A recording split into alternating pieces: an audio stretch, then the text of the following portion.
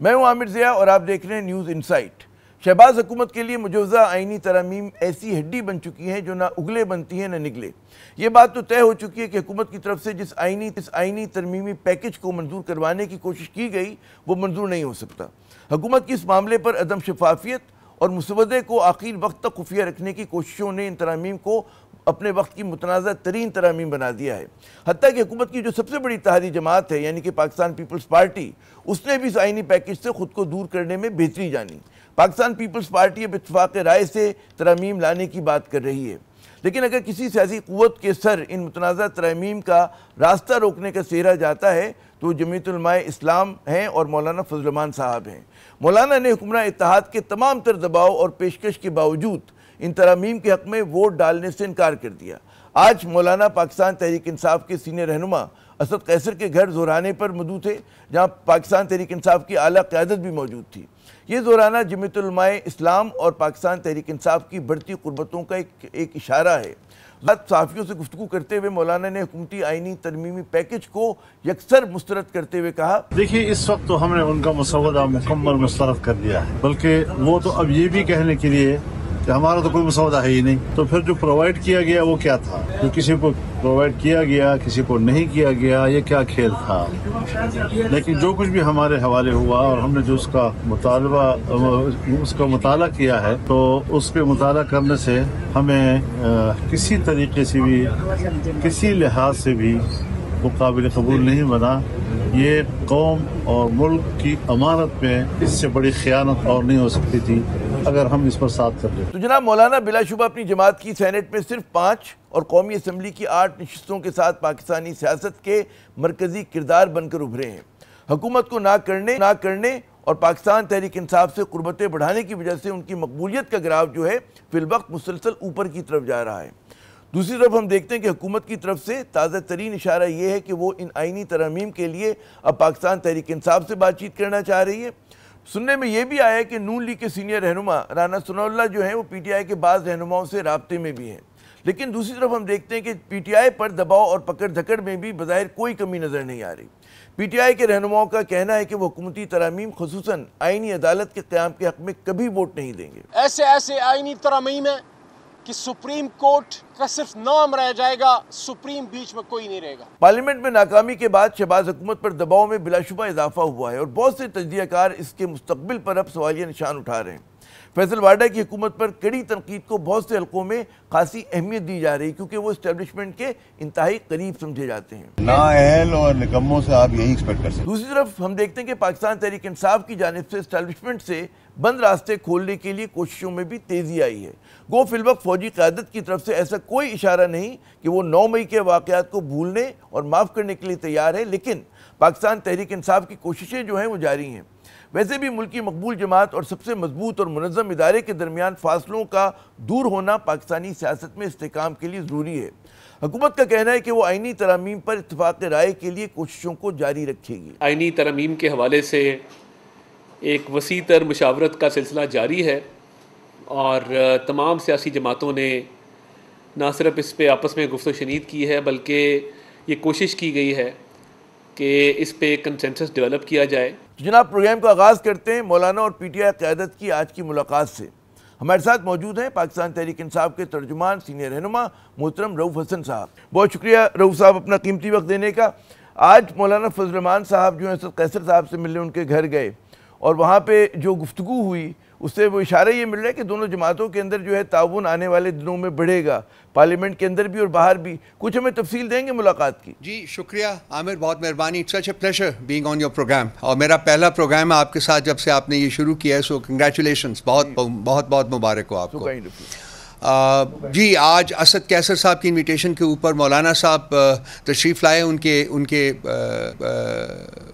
گھر کھانے کے اوپر، دوپہر کے کھانے کے اوپر۔ ہماری طرف سے بھی ان کے ساتھ ان کی ٹیم تھی، ہمارے ساتھ فارمر صدر پاکستان عارف الوی صاحب بھی تھے اور باقی جو لیڈرشپ تھی ہماری، گوہر صاحب تھے، عمر صاحب تھے، شبلی فراز صاحب تھے، اسد قیصر صاحب تھے، میں تھا اور باقی اور لوگ جو کہ ریلیونٹ تھے۔ تو بڑی ایک سیر حاصل گفتگو ہوئی اور باہر نکل کے مولانا صاحب نے کیٹیگوریکلی کہا کہ جی ہم نے جو بھی ہمیں مسودہ 1 یا 2 یا 3 جو بھی ہمیں ملے ہیں ہم نے ان تمام کو کلیتاً ریجیکٹ کیا ہے، کیونکہ ہم اپنے ملک اور اپنی قوم کے ساتھ بھلا نہ کرتے اگر ہم ان میں سے کوئی بھی مسودہ جو ہے وہ اپروو کرتے یا اڈاپٹ کرتے۔ اس کے بارے میں باقی ہماری ایک کمیٹی جو ہے ہم نے بنائی ہے جو کہ میوچل کنسلٹیشن سے پارلیمنٹ کے اندر اور پارلیمنٹ کے باہر جو بھی معاملات ہیں ان کو ٹیکل کرے گی، باہمی کنسلٹیشن سے، باہمی تعاون سے۔ میں آپ کے کہنے سے اگری کرتا ہوں کہ جو حالات ہیں پارٹیز کے جو تعلقات ہیں، باہمی تعلقات جو ہیں ان میں خاطر خواہ امپروومنٹ ہوئی ہے پچھلے چند ماہ میں، اور مجھے امید ہے اور ہماری انٹینشن بھی یہی ہے، اور یہی انٹینشن مولانا صاحب کی اور ان کی پارٹی ممبران کی لگتی ہے کہ ہم باہم مل کے ملک اور قوم کے لیے جو بہتر فیصلے ہیں وہ کریں، باہمی مشاورت سے، باہمی تعاون سے۔ اچھا، یہ تو ایک بات ہوئی کہ ایک انٹینشن کا آپ نے اظہار کیا کہ مل کے چلیں گے، باہمی تعاون، تو کوئی اس کے خد و خال واضح ہوئے کہ کس طرح سے تعاون ہوگا، کن چیزوں پہ ہوگا، اگلا کیا آپ لوگوں کا مطلب ہے اسٹیپ ہے وہ کیا ہوگا؟ دیکھیے ہم جب لاسٹ ٹائم ملے تھے عامر صاحب تو 2 کمیٹیز بنی تھی، ایک سینٹ کے اندر کمیٹی بنی تھی سب کمیٹی، اور ایک نیشنل اسمبلی کے اندر سب کمیٹی بنی تھی۔ ان کمیٹیز کا جو جاب تھا وہ یہ تھا جی کہ جو سینٹ میں یا نیشنل اسمبلی میں جو چیزیں آئیں گی ان کے بارے میں جو باہمی تعاون کے ساتھ، باہمی کنسلٹیشن کے ساتھ آگے بڑھنے کی کوشش کی جائے گی۔ آج آئین کے ایک تناظر میں بھی ہم نے ایک کمیٹی جو ہے وہ تشکیل دی ہے، اور اس کا بھی مقصد یہی ہے کہ جی جو آئین کے بارے میں فیصلے ہونے ہیں اس میں ہم آپس میں بیٹھ کے کنسلٹ کریں گے ایک دوسرے کو، اور وہ فیصلے کریں گے جو کہ قوم اور ملک کے لیے بہتر ہوں گے۔ لیکن جو آئین کا ڈرافٹ اس وقت جو ہے، آئینی چینجز کا جو ڈرافٹ اس وقت مولانا صاحب کے پاس ہے یا ہمارے پاس ہے، ان کو ہم نے کلیتاً مسترد کر دیا ہے دونوں لوگوں نے۔ اچھا، کیا یہ اطلاعات بھی درست ہیں کہ حکومت کی طرف سے بھی جو ہیں پاکستان تحریک انصاف سے رابطے ہوئے، رانا ثناء اللہ صاحب جو ہیں کچھ پی ٹی آئی کے رہنماؤں سے ملے ہیں اعتماد میں لینے کے لیے ان ترامیم کے حوالے سے؟ جی آج اطلاعات آئی ہیں جی کہ کوئی ملاقات ہوئی ہے جس میں انہوں نے ریکویسٹ کی ہے کہ ہم ان کے ساتھ تعاون کریں اس سلسلے میں، لیکن ہماری انٹینشن بہت کلیئر ہے۔ ہم جس طرح کی یہ ترامیم لے کے آ رہے ہیں اس کے اوپر تو بات کرنا جو ہے وہ بھی غیر مناسب ہوگا، تو یہ ایک ڈراسٹک ریویو ان کو کرنا پڑے گا۔ اور آئین کی ترامیم جو ہوتی ہیں وہ کنسنسس سے ہوا کرتی ہیں، وہ اس طریقے سے رات کے اندھیرے میں نہیں بلڈوز کی جاتی۔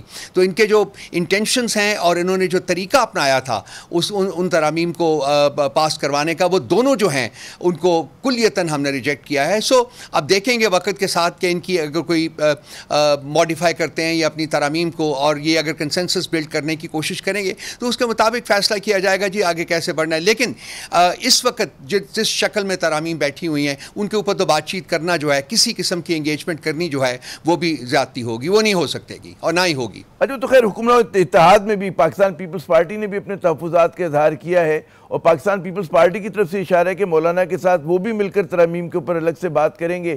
تو کیا اس مسلط میں اگر کوئی بنتی ہے تو کیا آپ اور وہ پیپلز پارٹی اور مولانا یہ کوئی ہم بنتی بھی کوئی چیز دیکھ رہے ہیں آگے کہ ان ترامیم کے حوالے سے کوئی تعاون ہو؟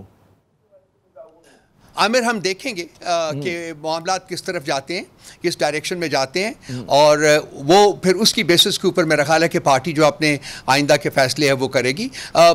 بیسک موٹیو جو ہے مولانا کا اور ہمارا وہ یہی ہے کہ ترامیم جو ہونی چاہیے وہ کنسنسس سے ہونی چاہیے، ترامیم جو ہونی چاہیے وہ ملک کی مفاد میں ہونی چاہیے، ترامیم جو ہونی ہے کرنی ہے وہ ٹرائیکاٹمی آف پاور وہ اس کو امپیکٹ نہ کرے، اور ترامیم جو بھی ہونی ہے وہ کسی بھی تینوں پلرز میں سے، اس ٹرائیکاٹمی کے 3 پلرز میں سے کسی پلر کی انڈیپینڈنس جو ہے، انڈیپینڈنٹ آپریشن جو ہے اس کو امپیکٹ نہ کرے۔ تو جب یہ شرائط جو ہیں ان کے مطابق اگر ترامیم بنائی جائے گی، اور ملٹری کورٹس کو تو ہم بالکل قبول بھی نہیں کریں گے، کسی صورت میں نہیں کریں گے، اور یہی میرا خیال ہے جو سٹانس ہے وہ مولانا صاحب کا بھی ہے۔ سو بہت ساری چیزیں تو آپ کو کلیتاً نکالنی پڑیں گی نا ان لوگوں کو، اس کے بعد دیکھتے ہیں کہ جو ماڈیفائڈ ترامیم آتی ہیں وہ کس شکل میں آتی ہیں، پھر اس کے بعد دیکھیں گے آگے۔ We want to keep it open, let's see کہ کس طرح معاملات جاتے ہیں مستقبل میں، اس کے مطابق ہماری پارٹی جو ہے وہ فیصلے کرے گی۔ اچھا، اس موضوع پہ میرا آخری سوال، پھر اس کے بعد میں ایک اور چیز پہ بات کروں گا کہ یہ جو کانسٹیٹیوشنل کورٹ کی بات ہو رہی ہے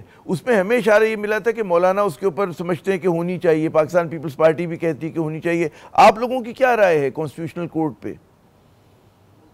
دیکھیے کانسٹیٹیوشنل کورٹ جو ہے وہ کیوں اس کو اس وقت کیوں ان کو ضرورت محسوس ہو رہی ہے؟ ہماری تھنکنگ بالکل کلیئر ہے. یہ کانسٹیٹیوشنل کورٹ اس طریقے سے تشکیل دینا چاہتے ہیں, اس میں اس طریقے سے ججز کی تعیناتی کرنا چاہتے ہیں کہ یہ ان کے ٹوٹل کنٹرول میں ہوگی. پھر دوسری بات یہ ہے کہ یہ کانسٹیٹیوشنل کورٹ کو اسینڈنسی دینا چاہتے ہیں آپ کی سپریم کورٹ کے اوپر, تاکہ جو فیصلے ہیں وہ سپریم کورٹ میں نہ ہو بلکہ وہ کانسٹیٹیوشنل کورٹ میں ہو جن کو یہ کنٹرول کرے. تو اس حال میں تو کانسٹیٹیوشنل کورٹ کے بارے میں ہم بات بھی نہیں کریں گے. ہاں, اگر کسی سٹیج کے اوپر کنسنسس بلڈ ہوتا ہے پارلیمنٹ کے اندر کہ کانسٹیٹیوشنل کورٹ بننی چاہیے, تو پھر دیکھا جائے گا کہ اس کانسٹیٹیوشنل کورٹ کو کس طریقے سے بنانا ہے, اس میں ججز کی تعیناتی کس طریقے سے کرنی ہے, اور یہ کانسٹیٹیوشنل کورٹ جو ہے یہ سپریم کورٹ کے اوپر براجمان نہیں ہوگی.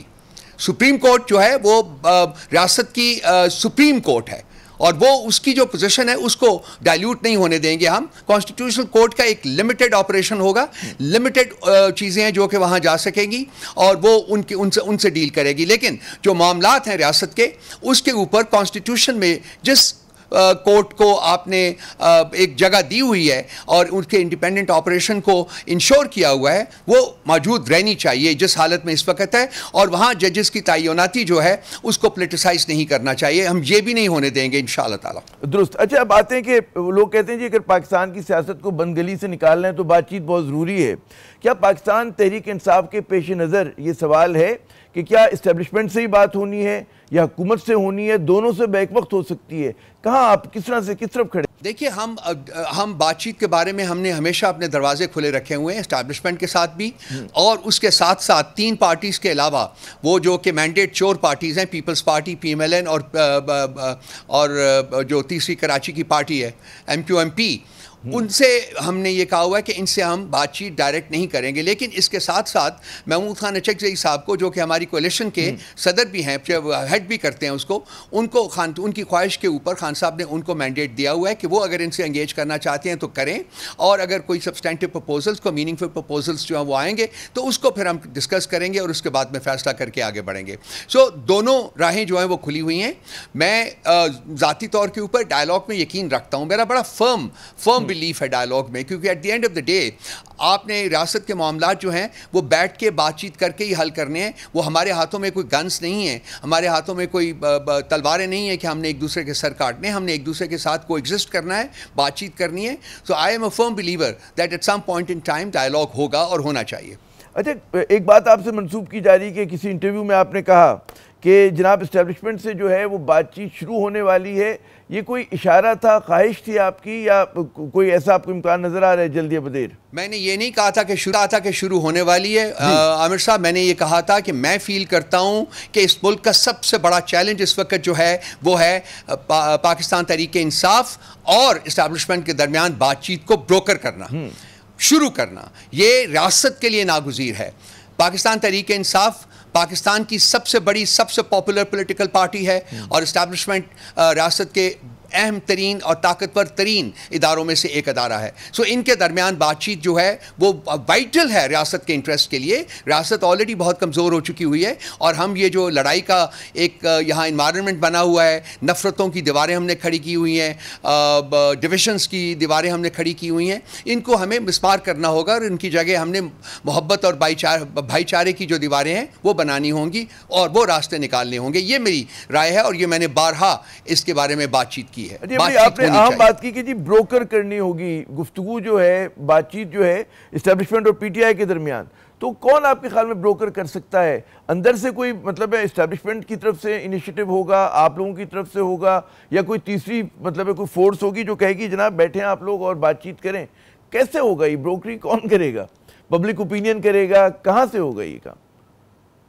بہترین حال تو یہ ہے کہ یہ دونوں ادارے جو ہیں, ایک پولیٹیکل پارٹی اور اسٹیبلشمنٹ وہ ریئلائز کریں آپس میں ایک بیٹھ کے بات چیت کرنے کے بارے میں, دونوں ایگری کریں اور بیٹھ جائیں. یہ بہترین حال ہوگا. اگر کوئی تیسرا آدمی جو ہے وہ بھی بیچ میں میڈیٹ کر سکتا ہے اور ان کے درمیان بات چیت شروع کروا سکتا ہے, تو اس بات کو بھی ہمیں کلیتاً جو ہے وہ ریجیکٹ نہیں کرنا چاہیے. ہم دیکھنا چاہیے کہ وہ اگر کر سکتا ہے تو ٹھیک ہے, بیکاز الٹیمیٹ آبجیکٹو دونوں آپشنز کا یہی ہے کہ بات چیت جو ہے وہ شروع ہو اور ملک جو ہے اس کے مسائل جو ہیں وہ حل کی طرف بڑھیں. اس وقت جو ہے انفارچونیٹلی ہمارے بہت مسائل ہیں اور زیادہ مسائل جو ہیں وہ کریٹ ہو رہے ہیں because of this fight, because of this separation ہے کہ ممکنہ طور پہ وہ کوئی تیسری قوت جو ہے وہ کوئی فرد ہوگا, ادارہ ہوگا, تنظیم ہوگی, پارٹی ہوگی, کیا آپ کے خیال میں کون یہ اچھا کام کرنے میں مددگار ثابت ہو سکتا ہے؟ میں یہ کہہ رہا ہوں عامر صاحب کہ کوئی بھی ہو سکتا ہے. اگر کوئی کر سکتا ہے, یہ کسی کے پاس یہ پوٹینشیل ہے, کسی کے پاس یہ پاور ہے تو کروا دے, شروع کروا دے. کیونکہ میری کنٹینشن بار بار میں ریپیٹ کر رہا ہوں کہ at some point in time establishment اور پی ٹی آئی کو آپس میں بیٹھ کے بات چیت کرنا ہوگی. اچھا, اس میں ایک دلچسپ بات یہ کہ جیسے عمران خان صاحب کے وقتاً فوقتاً جو ہیں ٹویٹس آتے رہتے ہیں اور وہ صحافیوں سے بھی بات کرتے ہیں, تو انہوں نے یہ بھی کہا ہوا ہے کہ جی میں اسٹیبلشمنٹ سے بات چیت کے دروازے بند کر رہا ہوں. اور تو کس طرح سے اس چیز کو آپ انٹرپریٹ کریں گے, اس تضاد کو کیسے حل کریں گے؟ کیونکہ بانی جو پی ٹی آئی ہیں, عمران خان صاحب ہیں, ان کا تو ظاہر ہے کہ وہ جیل میں ہیں, اور جیل میں مجھے نہیں پتا کہ کتنی آپ لوگوں کی ان سے گپ ہوتی ہے, گفتگو ہوتی ہے, جی, کہ قائل کر سکے انہیں اس معاملے پہ. جو پارٹی کے ساتھ ہوا ہے پچھلے 2 سالوں میں, اگر آپ اس کے تناظر میں دیکھیں تو شاید یہ بات انہوں نے جو ابھی ریسنٹلی کہی ہے وہ سمجھ میں آتی ہے. لیکن دین پالیٹکس از پالیٹکس, آپ کو دیکھنا پڑے گا کہ یہ ایک اسٹیٹمنٹ ہے جو کہ دی گئی ہے. لیکن جب کبھی کوئی پوٹینشیل کریٹ ہوگا کہ ہم بات چیت شروع کر سکتے ہیں یا اس کے نزدیک پہنچیں, تو لازمی بات ہے خان صاحب سے بات کی جائے گی اور خان صاحب سے اجازت لی جائے گی. ان کی اجازت کے بغیر تو بات آگے نہیں بڑھ سکتی نا. لیکن مجھے یقین ہے کہ ریاست کے مفاد میں, عوام کے مفاد میں فلیکسیبلٹی جو ہے وہ ظاہر کی جائے گی. اچھا, گزشتہ روز شیر افضل مروت صاحب تھے میرے پروگرام میں, اور انہوں نے اس میں کہا کہ جی وہ سمجھتے ہیں کہ جی نون لیگ اور پیپلز پارٹی سے بھی گفتگو ہونی چاہیے, اور ان کا تجویز یہ تھی کہ میں اگر جب ملوں گا میں عمران خان سے تو میں ان سے بھی یہی کہوں گا کہ جی ان پارٹیوں سے بھی بات چیت کریں.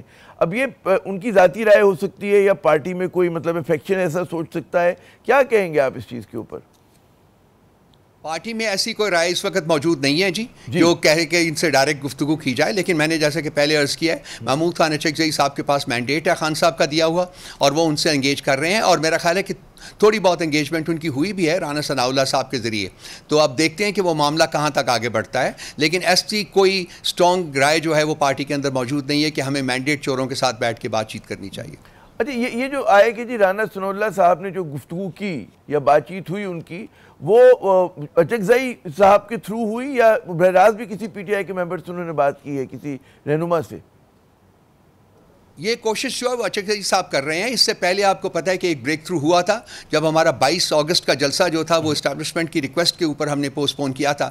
آپ کو یاد ہوگا وہ 7 بجے صبح جو ہے اڈیالہ کے دروازے کھولے گئے تھے اور خان صاحب کے ساتھ ملاقات کرائی گئی تھی, گوہر صاحب کی اور سواتی صاحب کی, اور ہم نے آگے کیا تھا. تو ایک بریک تھرو تو ہے, ایک لازمی بات ہے, ایک کانٹیکٹ تو اسٹیبلشڈ ہے نا. اب وہ لازمی بات ہے کہ وہ جو ہمارے چیف منسٹر صاحب ہیں وہ بھی اس کے اوپر کام کریں گے, کوشش کریں گے یہ کانٹیکٹ نہ صرف موجود رہے بلکہ اس کو ایکسپینڈ کیا جائے, اس کو اسٹرینتھن کیا جائے, تاکہ معاملات جو ہیں ریاست کے وہ آگے بڑھ سکیں, عوام کے مسائل جو ہیں وہ حل کی طرف جا سکیں. تو یہ کہیں سے بھی اگر کوئی ایک بریک تھرو کی امید ہوتی ہے تو اس کے اوپر کام کیا جائے گا. اچھا, میرا آخری سوال اس سیگمنٹ کا بھی اور آپ سے آج کی انٹرویو, کہ جب آپ ایک طرف کہتے ہیں جی اسٹیبلشمنٹ سے بات چیت ہونی چاہیے, تو اس کے لیے ظاہر ہے کہ سازگار ماحول بنانا ہے, وہ آپ کے اوپر بھی ذمہ داری آتی ہے, یعنی کہ پی ٹی آئی پہ بھی اور اس پہ بھی, اسٹیبلشمنٹ پہ بھی. لیکن ہم دیکھتے ہیں کہ ہر کچھ دنوں کے بعد عمران خان صاحب کی طرف سے کوئی ایسا ٹویٹر پہ, ایکس پہ پیغام آ جاتا ہے کہ وہ بالکل کہتے ہیں نا کہ ان کوششوں کی نفی نظر آتا ہے. جی نہیں, ایسی بات نہیں ہے. میں نہیں فیل کرتا کہ وہ ان کوششوں کی نفی کے طور کے اوپر لیا جانا چاہیے. خان صاحب بہت پازیٹیو بات بھی کرتے ہیں, خان صاحب بات چیت کے بارے میں بھی بہت پازیٹیولی بات کرتے ہیں. انہوں نے مہینے ہو گئے ہیں انہوں نے کہا ہوا ہے جی کہ ہمارے دروازے کھلے ہیں. انہوں نے ایک کمیٹی بھی تشکیل دی تھی جو کہ اسٹیبلشمنٹ کے ساتھ انگیج کرے گی, اور اس کے ساتھ ساتھ ابھی آپ جیسا کہ میں نے 2-3 دفعہ پہلے بھی کہہ چکا ہوں کہ محمود خان اچکزئی صاحب جو ہیں وہ بھی ان پولیٹیکل پارٹیز کے ساتھ انگیج کر رہے ہیں. سو ہم نے دروازے ہر طرف سے کھلے رکھے ہوئے ہیں. صرف ہم بہت اسٹرانگلی فیل کرتے ہیں کہ جمہوریت اگر اس ملک میں آنی ہے تو جمہوریت کی جو اساس ہے وہ ہے elections, fair and free and transparent elections. Unfortunately یہ پاکستان کی تاریخ کے بدترین الیکشنز تھے 2024 میں جو ہوئے ہیں, اور ہم چاہتے ہیں کہ جو عوام نے مینڈیٹ جس کو دیا ہے اس کو اس کا حق ملنا چاہیے, اور ان کو حق حکومت بھی ملنا چاہیے. اور اس کے لیے ہم اپنی جو جدوجہد جو ہے وہ پارلیمنٹ کے اندر قانونی محاذ کے اوپر اور پبلک موبلائزیشن کے تھرو جو ہے اس کو جاری رکھنے کا ہم جاری رکھیں گے اس کو. بہت بہت شکریہ رؤف حسن صاحب، آپ نے اپنا قیمتی وقت دیا. ناظرین کہتے ہیں کہ لڑنا ہے تو بالکل بات چیت ہونی چاہیے، اور پی ٹی آئی کا کہنا ہے کہ جی دروازے ہمارے ہر طرف سے کھلے ہیں بات چیت کے لیے. یہاں پر ہم لیتے ہیں وقفہ، وقفے کے بعد جب دوبارہ ہم حاضر ہوں گے تو آئینی ترامیم پہ کچھ اور بات کریں گے ایک نئے زاویے سے. ہمارے ساتھ رہیے گا.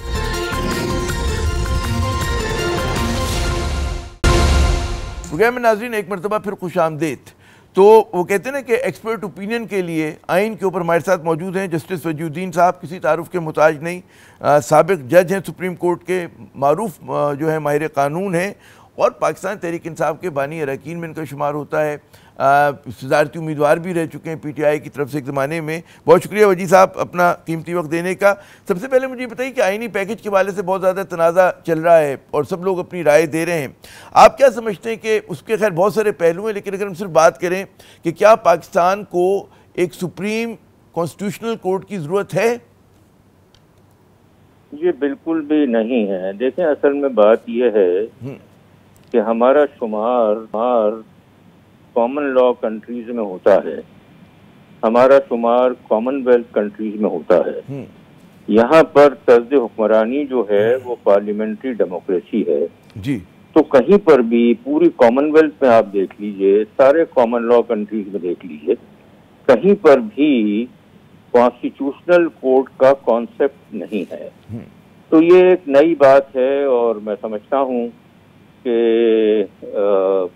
یہ پلان بی ہے موجودہ حکومت کا.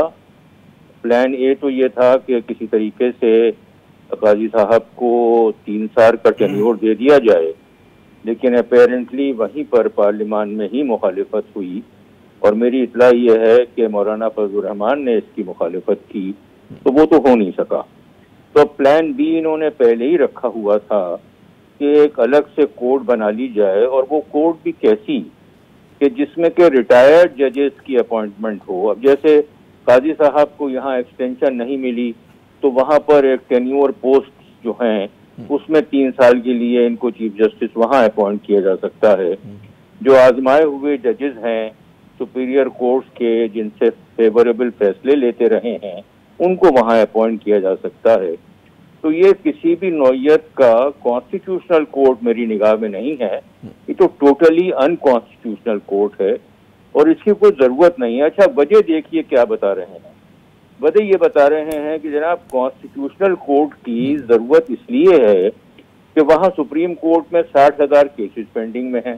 ارے بھائی 60,000 کیسز پینڈنگ میں ہیں، 2 ایڈ ہاک ججز آپ نے پہلے ہی اپوائنٹ کر دیے ہیں، آپ 2 ایڈ ہاک ججز اور اپوائنٹ کر دیجئے.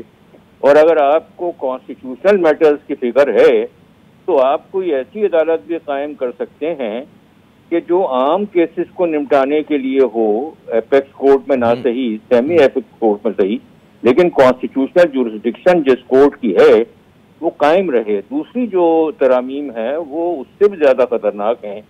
یعنی جو جوڈیشل کمیشن ہے، اب اس میں سپریم کورٹ کے جو ججز ہیں وہ تو صرف 3 ہوں گے، اور 3 ججز جو ہیں اس کانسٹیٹیوشنل کورٹ کے ہوں گے، اور پھر پارلیمانی کمیٹی جو ہے اس کے ارکان بھی جوڈیشل کمیشن میں شامل کر دیے جائیں گے. تو میں سمجھتا ہوں this is an absolute fiasco. It has nothing to do with the constitution. This will not be a constitutional court, this will be an absolutely unconstitutional court. In fact, it will not be a court at all. یہ بہت سارے لوگ جو کہہ رہے ہیں کہ جی یہ ہماری عدلیہ کی آزادی، خود مختاری، اس کو بہت بری طرح انڈرمائن کرے گا، اور اس سے جو لگ یہ رہے کہ جی جو سیاستدانوں یا پارلیمنٹ کی جو ہے مداخلت حکومت کی بہت زیادہ بڑھ جائے گی. تو یہ تاثر کس حد تک جو ہے غلط یا درست ہے؟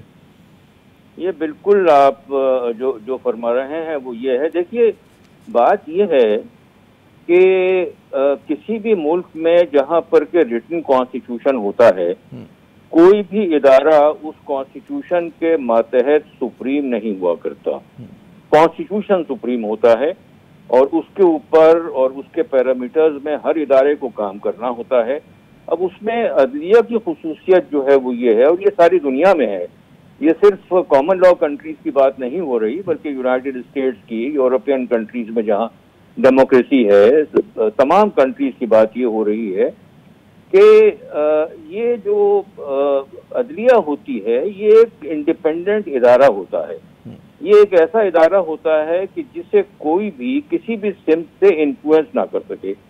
اور اگر آپ کے پاس اس قسم کا ادارہ موجود ہے, میں یہ نہیں کہتا کہ وہ کوئی آئیڈل ادارہ ہے, ان کی بہت ساری غلطیاں ہوئی ہیں اور ہو رہی ہیں, لیکن وہ ایک مقابلتاً بہتر ادارہ آپ کے پاس موجود ہے, تو آپ اس کو گو بائی دے کر کے اور ایک اور ادارہ قائم کرنا چاہتے ہیں. میں یہ کہنا نہیں چاہتا تھا, لیکن میں سمجھتا ہوں مجھے کہنا پڑے گا. وہ جو عمران کہا کرتا ہے کہ یہ عادی ہیں اپنے امپائرز لگا کر کے میچ کھیلنے کے, یہ دونوں پارٹیاں, پیپلز پارٹی اور نیون لیگ, دونوں اس بات کے عادی ہیں کہ ان کے اپنے امپائر ہوں, وہ ان کی مرضی سے آؤٹ دیں, ان کی مرضی سے ناٹ آؤٹ دیں. تو یہ اس نوعیت کی ایک ایکسرسائز ہے. میں نہیں سمجھتا کہ یہ سسٹین ہوگی. اس کی وجہ یہ ہے کہ پارلیمان میں بھی ڈیفیکلٹیز ہیں. اور یہ مجھے پتہ ہے, میرا آخری سوال, وقت بہت کم ہے, اگر مختصر جواب کے وکلا کی طرف سے جو رد عمل آئے, جو بڑے بڑے قانون داں ہم دیکھ رہے ہیں, وکیل ہیں, وہ اس کو رد کر رہے ہیں اور یہ بات کریں کہ جی تحریک چلائی جائے گی. آپ کو لگ رہا ہے کہ اس طرف چیزیں جا سکتی ہیں اگر حکومت اپنی اس پہ قائم رہی؟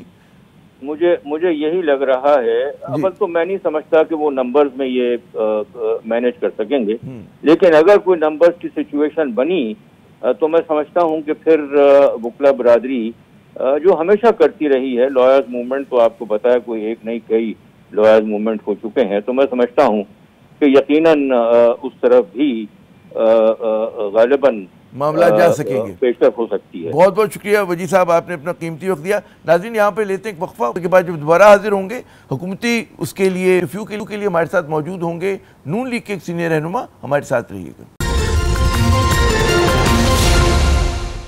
پروگرام میں ناظرین ایک مرتبہ پھر خوش آمدید. اس سیگمنٹ میں ہمارے خصوصی مہمان ہیں محترم رانا احسان افضل صاحب, کسی تعارف کے محتاج نہیں, پاکستان نون لیگ کی ابھرتی آوازیں, بہت آپ ان کو دیکھتے ہیں کہ ایکٹیو فعال رہنماؤں میں سے ایک ہیں اور انہوں نے بہت مختصر عرصے میں اپنے لیے جگہ بنائی ہے. رانا صاحب بہت شکریہ اپنا قیمتی وقت دینے کا.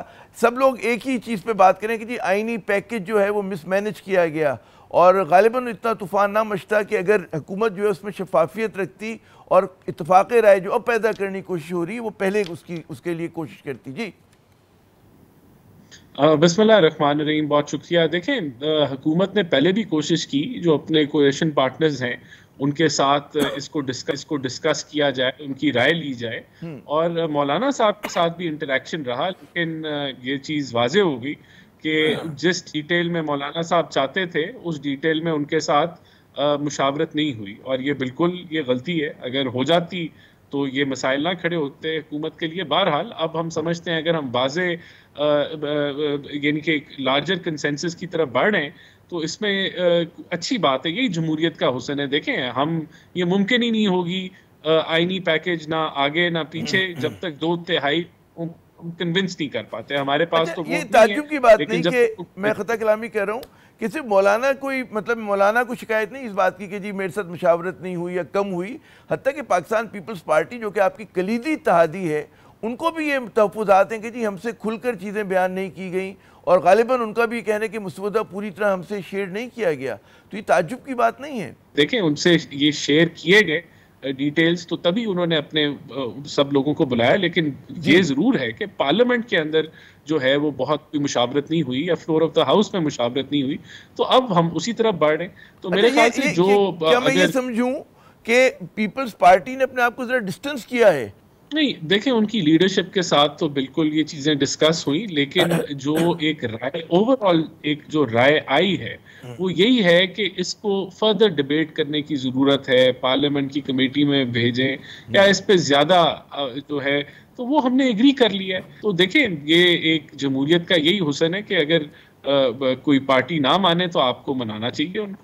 جی بالکل آپ نے صحیح کہا کہ کوئی پارٹی نہ مانے, لیکن آج جو مولانا نے زہرانے میں شریک ہوئے وہ پاکستان تحریک انصاف کی طرف سے دیے جانے والے پہ, اور اس میں انہوں نے بڑا واضح الفاظ میں وہاں سے نکل کے کہا کہ جی ہمیں قبول نہیں ہے یہ آئینی پیکج کسی بھی طرح سے.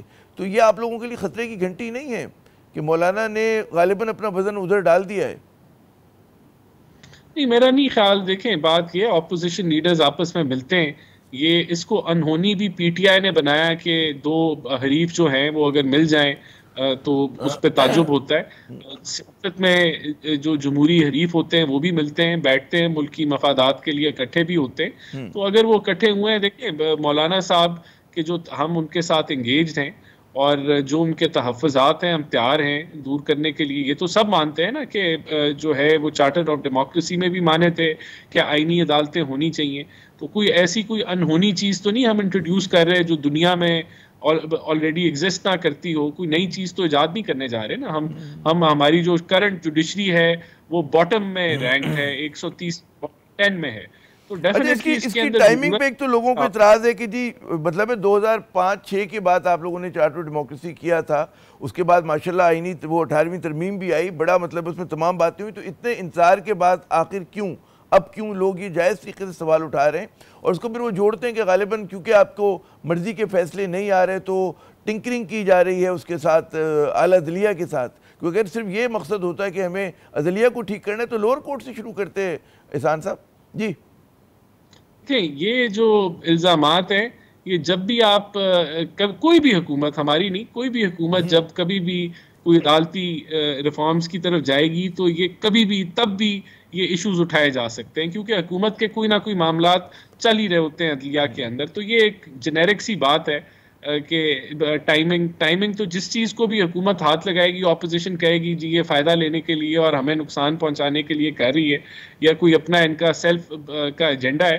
تو یہ دیکھیں یہ جب بھی کوئی اچھی چیز ہو اس کا کوئی وقت کوئی لازم نہیں ہوتا کہ کب آنا ہے, جب حکومت کو اس چیز کا احساس ہو ہم لے کے آ گئے اس کو. اچھا میرا آخری سوال کہ کیا کہیں ذہن کے گوشے میں ہے کہ جی تحریک انصاف سے بھی اس مسئلے پہ بات چیت کی جائے, اور نہ صرف تحریک انصاف سے بلکہ وکلا بھی ہم دیکھ رہے ہیں کہ کافی جو ہیں تحفظات کے اظہار کر رہے ہیں, تو وہ بھی ایک اسٹیک ہولڈرز ہیں سسٹم کے اندر, ان کو بھی اعتماد میں لیا جائے. جی دیکھیں بالکل میں سمجھتا ہوں کہ جب آپ کنسنسس بلڈنگ کی بات کرتے ہیں تو بالکل پی ٹی آئی وہ جو اسپیشل کمیٹی ہے اس میں وہ رائے دے سکتی ہے. اگر لا اینڈ جسٹس کی کمیٹی میں گیا تو وہاں بھی پی ٹی آئی کی ریپرزنٹیشن ہوگی, جو لا کی کمیٹی ہے پارلیمنٹ میں, تو وہاں بھی وہ اپنا جو ہے وہ اوپینین دے سکتی ہے ان معاملات کے اوپر.